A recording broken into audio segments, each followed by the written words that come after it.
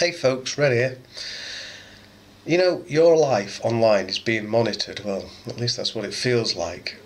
Let me give you an example. You go online to look for a spark plug for your car. You have a look around, you decide what you want, you might even go and buy it. But then for the next 6 weeks or even the next 6 months, everywhere you look on the internet, there's adverts for spark plugs. And not necessarily on car websites, they'll be on Facebooks or a forum or something like that. There'll be an advert for a spark plug. And when that first started happening, I thought, that's just damn creepy. But this is advertising, this is the internet, they're trying to make money on the internet. So what's the harm? Well, here's my little story. At home, I'd had a look on the internet because I was looking for some, shall we say, sexy lingerie for the girlfriend. And I had a look around, found a few things I liked and didn't think any more of it. Then I went to work the next day, and as usual, I log into my Gmail account, and which of course means Google knows where I am. Google, the great big advertising engine on the internet. And sure enough, I'm looking at websites about ASP.NET programming or computer parts and stuff like that.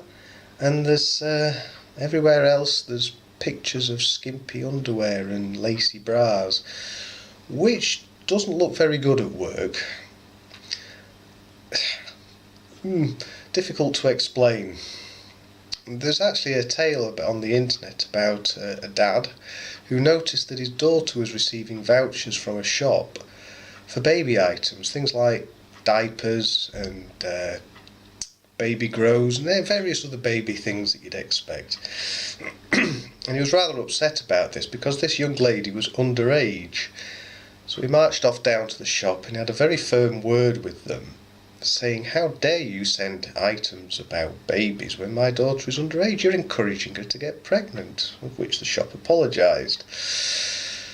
He later found out that his daughter was pregnant. It seems the shop monitors various people's purchases, usually through the means of like a store card. And those purchases were akin to a typical woman who is pregnant. And as such, the computer system decided that she must be pregnant, and indeed she was. But is this just a marketing opportunity that has difficult consequences, or is it a complete and utter breakdown of the bounds of our privacy and our right to privacy? Our mobile phones track us everywhere we go. I mean, service providers actually need to do that for various technical reasons, but it helps improve the phone system and the data access. But this tracking is recorded and it can be used against you in a court of law. There was recently a very large raid on a bank vault or a safe in Hatton Garden. Now, amongst various other techniques, phone tracking and such things was used to finally find the people who did it, or work out who did it and build evidence against them.